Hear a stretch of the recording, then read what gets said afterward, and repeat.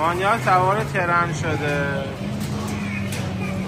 آره بابا سوار ترن شدیم. چه ترن خوشگلی هم هست.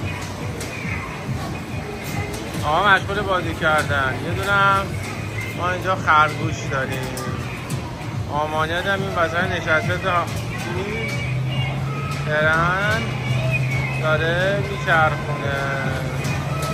آفرین. بوق هم داره؟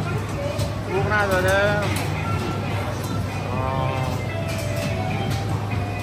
بوق هم نداره. دور میزد. سرت گیج نده یه موقع. جان